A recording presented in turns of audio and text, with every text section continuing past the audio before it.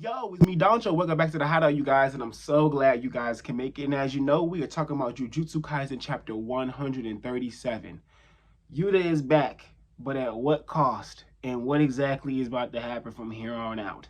I don't know, but at the same time, I kind of feel like I do know. And we're going to talk about that, okay, you guys? But before we get into it, as I like to say, make sure you hit that like button, the subscribe button, and hit that bell icon if you have not yet, and come back to the Hideout, okay? I love you guys' support, and I love when you guys come back and tap in with me. And if you want to support the channel, you can hit up our coffee link at the bottom and also the Patreon, and we can get some exclusive content to you on there, all right, you guys? So, as we always do, intro.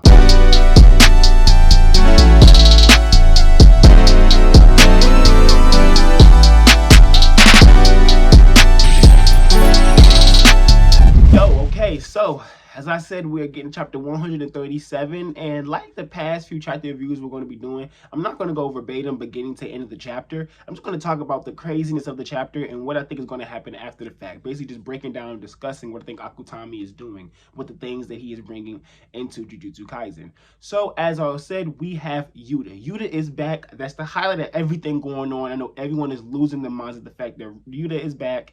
He says Rika, so we're not entirely sure if Rika is back with him or not. Does he have some ability that he just named Rika? Is he just talking because he's kind of disconnected, and him talking like he's talking to Rika helps him in his thoughts? But something's telling me that Rika is back in some capacity, in some shape, form, or fashion. And of course, Akutami, 2 weeks from now, unfortunately, we on break, is going to come back to us and give us more information on exactly what has brought Rika back, what maybe Yuta was doing when he was overseas with Miguel, what exactly was happening, things of that nature. But the first thing I want to highlight before we get into Yuta is the fact that the higher ups have said that the 23 wards of Shibuya have been almost completely destroyed, okay?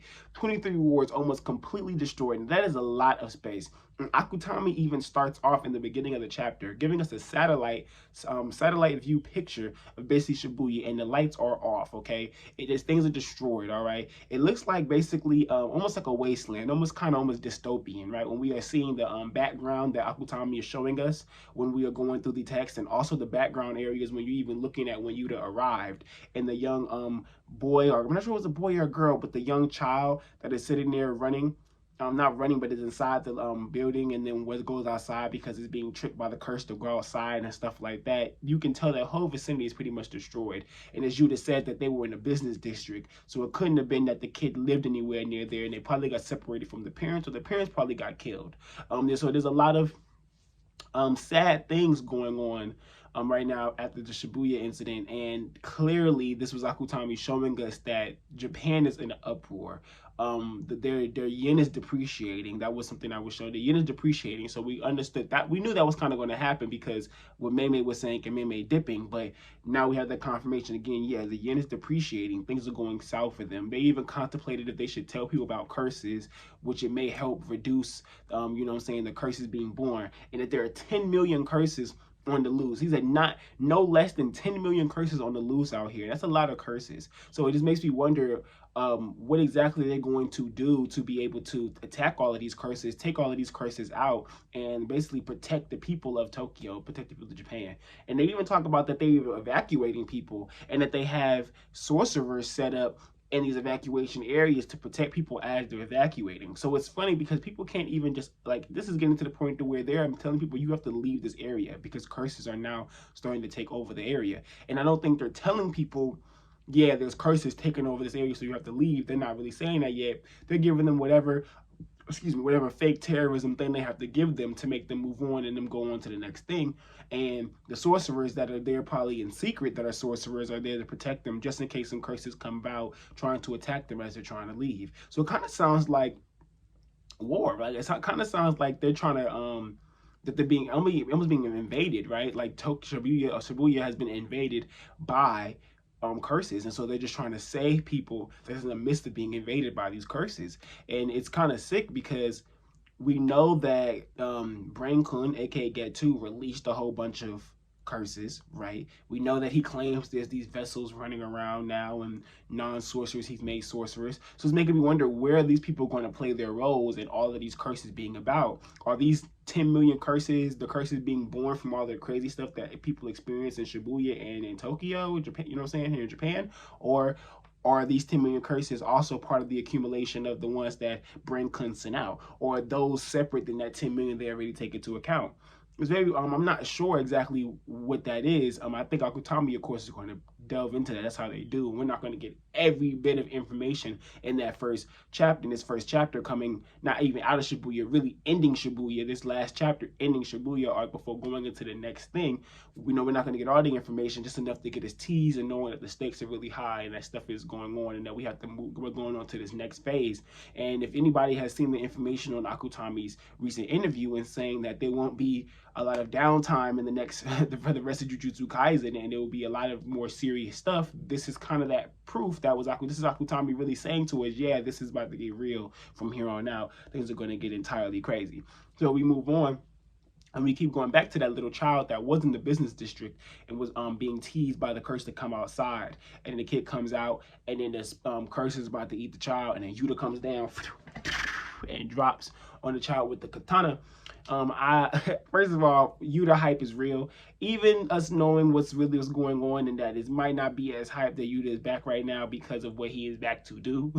It is still really hype to see that Yuta is Yuta, right? Been back in action, coming in, still looking really cool, still looking really fly. He has that katana on him. I'm so excited because I want to see more katana use from him because we didn't get much of that in the prequel. So I'm really trying to see a lot of what Yuta can do, how much more powerful he's gotten, and he's still considered a special grade, which means his powers are still up there. He's still really, really powerful, and Rika probably is back now that he's considered, since he is considered special grade. I'm sorry. I mean, because I think he could just still be just considered special grade even if Rika wasn't around, but I feel like they would drop him down to a grade 1 because with Rika not being around, he doesn't have the boundless curse energy and like copying stuff, right? But now that if Rika really is back, then he has that, right? Or maybe he has, like we said, some type of ability that's like Rika, that isn't necessarily Rika itself, or maybe he's channeling her because that's what he was doing overseas with Miguel. Maybe he was going to look at some African shamanism, some voodoo, who knows, right?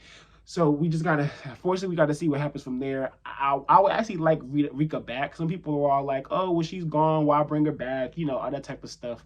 Only reason I would like to ask why bring her back is literally because I feel like it will give us more character development into what was going on with Yuta in his year gone. Other than that, I don't think it's any type of plot issue or anything like that. I don't think Akutami just retconned. They didn't just say, okay, I'm gonna act like Rika didn't get expelled, because even in Jujutsu Kaisen, the main series, Maki herself was all like, that's when Rika was around, right? So Maki has already made it seem like, yeah, Rika was here and gone type deal. So now it's possibility that Akutami is like, yeah, I'm going to bring Rika back, because curses aren't always necessarily destroyed, because they could be recreated, brought back if their source is still there. So maybe Yuta did something along those lines to be able to bring Rika back and continue doing what he was doing. We'll have to see. But as I was saying, seeing him appear and him trying to smile to the child and be nice about some, you need any help, things like that. But it's funny because even if him being nice and trying to make sure the child is okay, Yuta still has this face of just kind of this dark, depressing face. He doesn't seem very happy, right? He seems very, very much, it seems like he's very worn and torn from probably being a Jujutsu sorcerer. He doesn't have that same happy smile that we know Yuta for. Even the happy smile we seen him have at the end of the prequel, that doesn't look like him. I'm not going to go to the links of saying his personality is entirely different. He's an entirely different person. He's nothing like we knew before. But I will say that you could definitely see the wear and tear from what he was going through now being a Jujutsu sorcerer in that past year. And who knows what he was experiencing overseas, right? So that's a thing in itself. And then that's what I would like to bring up, is how interesting it is that he tells Rika, don't overdo it, and is covering the child's face, as nice a child doesn't see, what happens to that curse, basically. And then you just see the wall splatter behind him. And it's very just interesting, like, what exactly did Rika do to that spirit? Did Rika just devour it, destroy it? What happened there? Because all we seen was him land on it, get off of it, bend down, talk to the kid. It got up like it was gonna do something, it disappeared. Like it got almost like it got picked up, because we see he's sitting there 1 second and you just hear it's normal, but then behind him, when the curse is gone, you see like his hair flapped up like wind had blown it from like it being swooped. So I just wonder if it got like swooped up and thrown into the wall and splattered. It's just, you don't know exactly what he did. I think that's, of course, the plan. Akutami's hiding exactly what Yuta did, and probably just hiding Rika. Rika probably is back, and Akutami just didn't draw Rika yet, just because they didn't want to draw Rika yet to hold that suspense, which is possible. And there was a possibility that maybe Rika is part of that katana now, because we seen him, he had the katana out, and then the katana's gone for a second, and then that's when the curse gets splattered, and then when you get to the next panel, when the curse is already splattered, then you see the katana back, around him and stuff like that. So it makes you wonder, okay, maybe the katana has Rika's spirit or something inside of it, or something of that nature, and then the katana is also maybe kind of sentient and can do stuff on its own. I don't know. We have to just see how that goes. Like I said, there's not much information, and I don't want to do too much speculating, because I feel like I'm gonna be entirely wrong, because I don't know what Akutami has stored up with Yuta.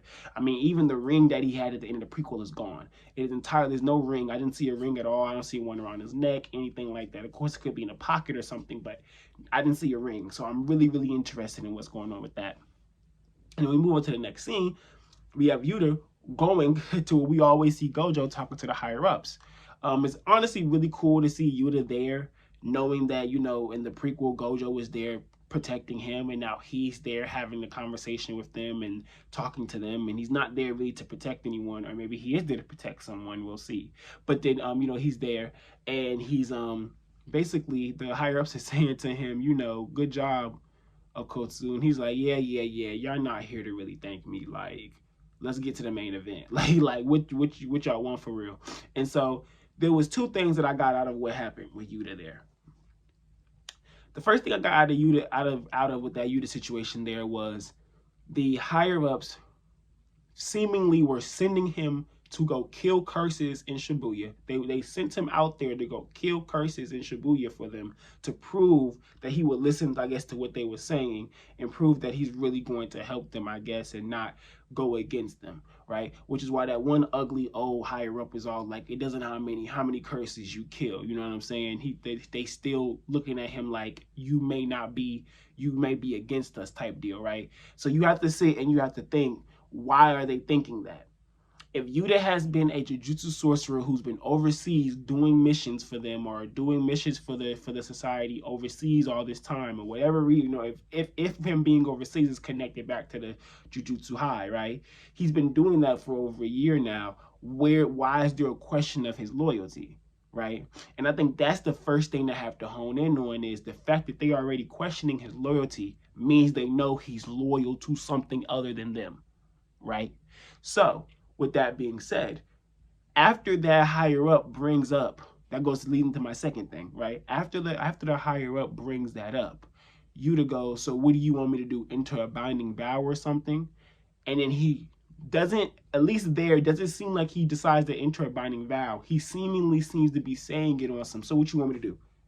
You know what I'm saying? Get a binding vow or something? No, I'm not doing that. Even if he's Gojo, even if he's Gojo's senpai's disciple, he got Unumaku's arm cut off.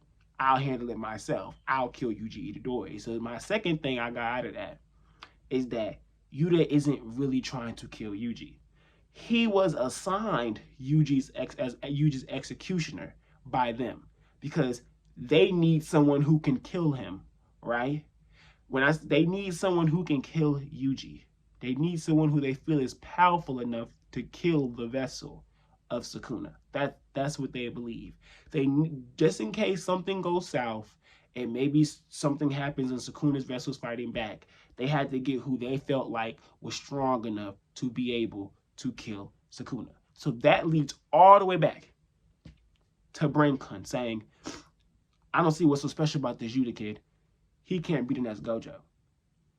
He has to curse the loved one's spirit to get that boundless curse energy. Well, maybe he did. Maybe you just said, okay, I need Rika, or I need some type of rendition of Rika, and then goes and gets that, and now he's back. So maybe he can be the next Gojo now, right? And so this is them saying, okay, Yuta, you the closest we got. You need to off this Sukuna vessel. First and foremost, personally, it would not be that easy for Yuta, because Sukuna will go in chain, and for that 1 minute, he'll get the fuck out of there. I don't think Yuta's gonna be able to handle that. But they need someone who they feel like is strong enough. Yuki wasn't probably going to do it. Yuki don't listen to them at all. So there was no point in them trying to even give it to special grade Yuki. And the only other special grade, Gojo is gone, and they said F Gojo and Ghetto. And they've been to the F Ghetto. He dead anyway. So that's what that is. So basically what I'm starting to think is that Yuta, okay, he says Master Gojo, by the way, too. He said, hey, just because he's Master Gojo's disciple. Who calls Gojo Master? Who? Who calls Gojo Master? People say, what if this is a translation issue? The same translator has been saying Gojo Senpai. And I know it's not steady no more, but this new translator was saying Gojo Senpai whenever anyone said Gojo Senpai. Like, Yuji was saying Gojo Senpai when he's yelling for the box. He's not saying Master Gojo. Yuta said Master Gojo. So it has me kind of just thinking Yuta has a different type of connection and loyalty to Gojo on a level that I don't even think the higher-ups comprehend. I think they know that he's loyal to Gojo, but I don't think they know how loyal. You're not going to tell me him and Yuta knows nothing about Yuji Itadori until now. I feel like Gojo has said something to him, even being overseas, and he consistently be going overseas. Gojo has a way to contact Yuta. I doubt there was no way Gojo had a way to contact Yuta, and there was no way to contact Yuta. Okay, cool. But I feel like that there was, and they were having some type of conversation, some type of discussion. Then we also know that there is a higher up who's a mole. Okay, this was said back when they went and got Kokichi, and they caught Kokichi and was trying to catch him and was trying to get him caught up, but he ended up sneaking them out and fighting Mahito and dying. Right? They said there is a higher up there is a mole who was higher up than even the principals. Okay, the only people above the principals are the people we seen Yuta talking to. Those are the only people higher than them, right? That's the hierarchy. So one of those dudes are the ones leaking information to get to, aka BrainCon. Somebody over there. Okay? Somebody's leaking that information. The same way that they sat there and all of a sudden switched up the story and said that Gojo's a co-conspirator / accomplice of Shibuya, and that he is now permanently expelled from the Jujutsu world, and it is now deemed a crime if he was to break his seal. Okay, why would a man seal himself? And I guess their mentality is, oh, Gojo thinks he can seal himself, let everything go to shit, then he can come out and it'll be a world of just where he could just do whatever he wants and fight and stand and the third. If that's what y'all think, if y'all genuinely think that's what Gojo wants and y'all not being manipulated like that, these higher ups are way stupider than I thought. But for them to be manipulated by someone part of their group to get against Gojo and work on the fact that they already don't like Gojo because he be telling them what to do, you know what I'm saying? I think that makes a lot more sense. But I definitely think this has to be a higher up who is a mole or a traitor, because what does Yaga have to do with any of this? They really involved Yaga. Like, they just took Yaga and threw him into this and said, oh yeah, for inciting Gojo, Satoru and Geto Suguru, you guys are now, you know what I'm saying, we got to get Yaga up out of here. What the? Yaga don't even Yaga don't even know Geto's body is used. He don't even know Geto's body being used. He doesn't even know. It's a completely stray bullet. He has no clue. He has no idea that's what's going on. Like, he don't know that. Like, he had nothing to do with it. And it's so crazy that they just automatically said, okay, we got to get Yaga too, because Yaga was a Gojo dude. Like, they really wanted to take out anyone who was on Itadori's side. Anyone. So it makes you wonder, are the sorcerers going to have the balls and the gall to really stand up against Yuta and against the higher ups, if that's really the goal here, is to kill Yuji? That's the thing. If that's really the goal here, are they going to be able to stand up against them? Do they have the gall to do that? Are they really going to protect Yuji? And is Yuji locked up or something? Or does Yuta have to go find him? I'm confused. I don't know which one it is. But that's why I said I don't think he really wants to kill him, because over an arm, like, Yuta, you want to kill him? You're so adamant about killing Gojo's student, who Gojo clearly is doing something for, over an arm? And then you got to really think. Now I'm wondering, what is Megumi going to say? Like, Megumi said that Yuta was the main upperclassman he respected. So what is Megumi going to say to this? Is he going to just let Yuta run about? Of course not. He's going to be like, no, we're not doing this. Like, What are we talking about? I'll take responsibility if anything. There's so much that's going to have to happen with this. What about Panda? Panda doesn't agree with Yuji being killed. You want Panda to be offed? What about Maki? We didn't see him bring up Maki being in pain, so did Maki survive and she's okay? She just fine? And so you only mad about any Maki? Like, what's the beef? What's really happening here? What's really going on? And I'm excited because if Gojo now is a big enemy, is the Gojo clan gonna be like, oh, so you just gonna do Satoru like that? Satoru ain't had nothing to do with that, bro. Okay, F y'all. We gonna do our own thing. We gonna protect Yuji Itadori. I don't know.